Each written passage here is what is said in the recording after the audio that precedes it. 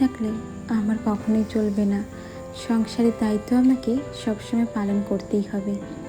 এই যে দেখো না, আজকে সকালে যখন রান্না করছিলাম না, হাতটা এমনভাবে কেটে গেছে, কাজ করতে ভীষণ অসুবিধে হচ্ছে। কিন্তু কি করব বলো, কাজ তো আমাকে করতেই হবে। আজকে সকালে যখন রান্না করছিলাম, কড়াই দুটো একদম লাল হয়ে গিয়েছিল। এই জন্য বালি আর সাবান দিয়ে ভালো মতো করে পরিষ্কার করে নিচ্ছি। নমস্কার বন্ধুরা, আমি দিয়া। আমার একটি নতুন ব্লগ ভিডিওতে তোমাদের সবাইকে জানাই অনেক অনেক স্বাগত। আজকে জানো, সামান্য বুদ্ধির মাধ্যমে আমার এই ছোট্ট রান্নাঘরের যে জিনিসগুলো আছে না, সেগুলো সুন্দর করে গুছিয়ে নেব। আজকে জানো তো, আমি অনেকটাই দেরি করে ঘুম থেকে উঠেছিলাম, ওই প্রায় 6টার দিকে। আর 6টার দিকে ঘুম থেকে উঠে অনেক তো কাজ থাকে, সেগুলো করতে করতেই বেলা হয়ে গেছে। এই জন্য সকালের ভিডিওটা শুরু করতেই পারলাম না। তাই ভেবেছি ভিডিওটা যদি দেরি করে শুরু হয়, তাহলে আজকে রান্নাঘরটাও গুছিয়ে নেব। রান্নাঘরের ডিপ ক্লিন ভিডিও তোমাদের দেখানো হয়ে যাবে, আর রান্নাঘরটাও আমার পরিষ্কার হয়ে যাবে। সবার প্রথমে কিছু এঁঠো বাসন ছিল, সেগুলো আগে ধুয়ে নিলাম। সবাই অনেকক্ষণ আগে কাজে চলে গিয়েছিল, কিন্তু বাসনগুলো ধোয়া হয়নি। এই জন্য বাসনগুলো ধুয়ে ঘরে যত ছোট ছোট কৌটো আছে সেগুলো বের করে নিলাম। অনেকগুলো কৌটো একদম ফাঁকা, তো সেই কৌটোগুলোর ঢাকনা খুলে দুপাশ কিন্তু ভালো মতো পরিষ্কার করছি। আর যার মধ্যে জিনিস রয়েছে সেগুলো শুধুমাত্র ওপর থেকেই পরিষ্কার করছি। আমি কিন্তু ঢাকনাগুলোকে একদম শক্তভাবে লাগিয়ে নিয়েছি, যাতে ভেতরে জল না যায়। ভেতরে জল গেলে কিন্তু জিনিসগুলো নষ্ট হয়ে যাবে। আমার আগের ভিডিওতে নাফিসা বলেছ, তুমি তো অনেক গুণবতী একজন মানুষ, অনেক গুণ আছে, তুমি চেষ্টা করলে সব কিছু করতে পারবা আপু। ধন্যবাদ নাফিসা, এত সুন্দর একটা কমেন্ট করার জন্য। অবশ্যই গো, আমি না সবসময় চেষ্টা করে যাচ্ছি কিছু করার। আমি পারবো কি না বা আমি সাকসেস হবো কি না, সেটা নিয়ে আমার কোনো মাথা ব্যথা নেই। এমনটা হতেও পারে বছরের পর বছর ধরে আমি ভিডিও বানিয়েই যাচ্ছি, পরিশ্রম করছি, তবে কোনো সফল আসছে না। সে তো পরের ব্যাপার, সফলতা আসবে কি না, কিন্তু আমি সারা জীবন চেষ্টা করে যাব। তা যাই হোক, রাজশ্রী দিদিভাই বলেছ, মধু ছিল না বোন, একটু অ্যালোভেরা দিতে পারতে, তাহলে আরও ভালো হতো, মানে ওই ড্রাই হতো না। এমনি ভালো হয়েছে গো ফেস প্যাকটা, ভিডিওটা। ধন্যবাদ দিদিভাই। সোমা বর্মন দিদিভাই বলেছ, খুব ভালো, রুটিগুলো সবার পছন্দ হয়েছে, আমিও ট্রাই করব বাড়িতে। অবশ্যই বানিও গো, খেতে না ভীষণ টেস্টি হয়েছিল। রিয়াজ সোনা দিদিভাই বলেছ, খুব সুন্দর লাগলো আজকের ভিডিওটা দেখতে, রুটি বানিয়ে নিলে এবং কিছুটা রূপচর্চা করলে। 2 নম্বর লাইক দিয়ে দেখে নিলাম। ধন্যবাদ গো দিদিভাই। সিম্পল লাইফস্টাইল ব্লগ চ্যানেল থেকে বলেছ, অনেক সুন্দর ভিডিও ফুটেজ, আমার অনেক ভালো লাগলো, ভালো থেকো। অবশ্যই, তুমিও না অনেক ভালো থেকো। তোমাদের সাথে কথা বলতে বলতে আমার কিন্তু অনেক কাজ হয়ে গেছে। প্রথমে যে ছোট ছোট কৌটো বের করেছিলাম, সেগুলো রোদ্রে দেওয়ার জন্য বাড়িতে না বড় একটা প্লাস্টিক ছিল, সেটা উঠোনে পেতে দিয়ে তার মধ্যে সব কৌটোগুলো দিয়ে নিলাম। রান্নাঘরে আমি যতক্ষণ কাজ করব, ততক্ষণে কিন্তু সব কৌটোগুলো শুকিয়ে যাবে। তারপর একটা চালের ড্রাম ছিল, সেটাকেও পরিষ্কার করে ধুয়ে দিলাম। অন্য ড্রামের মধ্যে চালগুলো রেখেছি, আর আজকে ড্রামটা ধুয়ে দিলাম। মাঝে মাঝে না এগুলো পরিষ্কার করতে হয়, তাহলে কিন্তু দেখতে ভালো লাগে। আমার রান্নাঘরটা যেহেতু একটু স্যাঁতস্যাঁতে আর একটু কালো, তার জন্য হয়তো অতটা চমকায় না, তবে কিন্তু আমি সবসময় পরিষ্কার রাখার চেষ্টা করি। এই যে টিফিন বাটিগুলো দেখছো না, মাঝে মাঝে অনেকেই টিফিন নিয়ে যায়, এই জন্য উপরে রেখে দিয়েছি, যখন দরকার হয় নিচে নামিয়ে নিই। আমি যে সবার প্রথমে এঁঠো বাসনগুলো ধুয়েছিলাম না, সেগুলো এখন জল ঝরে গিয়েছে। তা ভাবলাম, আমি যেহেতু বাসনের একটা ভালো মতো পরিষ্কার করে নিয়েছি, এখন না হয় বাসনগুলো গুছিয়ে রাখি। তোমাদের কথাতেই কিন্তু আমি বাসনের একটা কোনো ভিজা কাপড় দিয়ে মুছি না, একদম শুকনো কাপড় দিয়ে ভালো মতো করে পরিষ্কার করে নিয়েছি।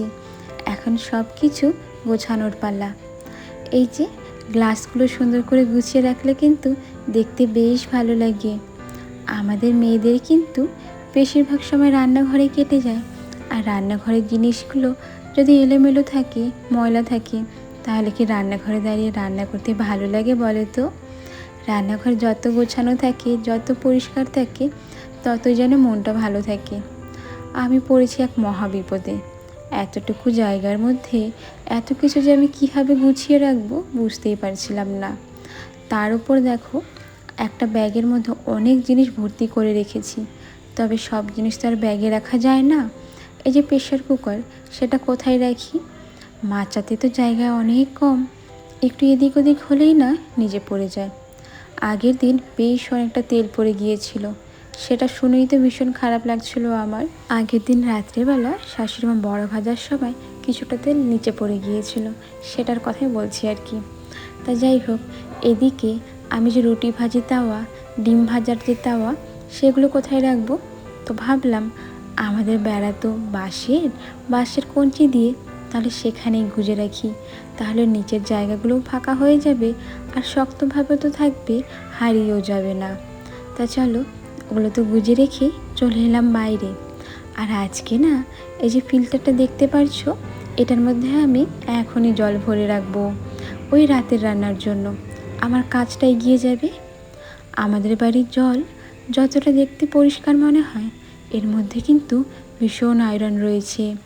এই যে সাদা কালার জারকিন বা ফিল্টার বলতে পারো, এর ভেতরে না একদম হলুদ হয়ে যায়। কিছুদিন পর পরই আমি পরিষ্কার করি, তবুও হলুদ হয়ে যায়। তো যাই হোক, চলো রান্নাঘরে কিন্তু দেখে মনে হচ্ছে অল্প কিছু কাজ। এই কাজগুলো করতেই আমার প্রায় 3 ঘন্টার মতন সময় লেগে গিয়েছিল।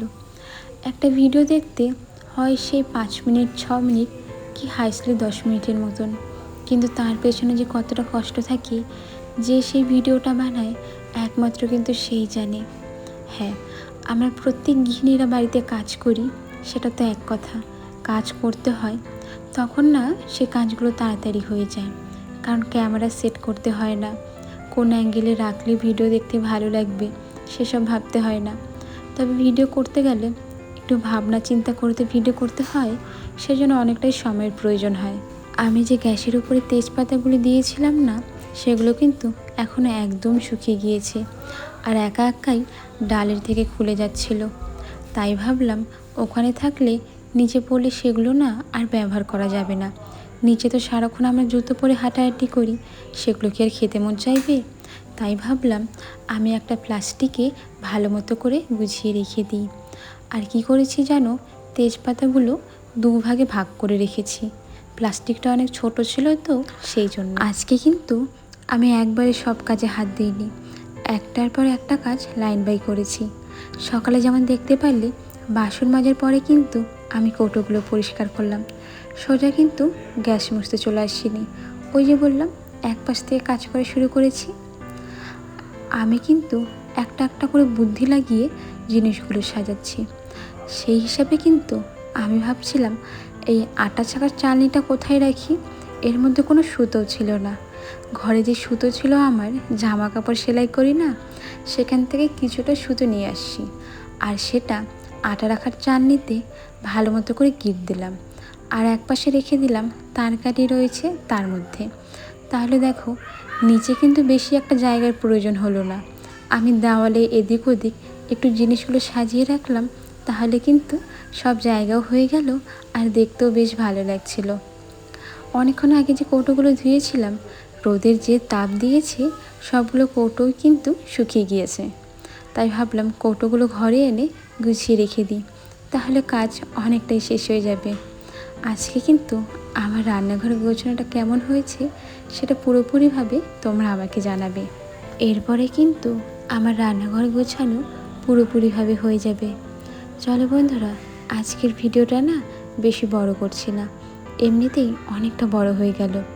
তোমরা সবাই ভালো থেকো, সুস্থ থেকো, আর আমাকে কিন্তু একদমই ভুলে যেও না। তোমাদের সাথে দেখা হবে নতুন ভিডিওতে, নতুন গল্পের সাথে অনেক অনেক। আজ তাহলে আসি, সবাই ভালো থেকো, সুস্থ থেকো, সবাইকে টাটা।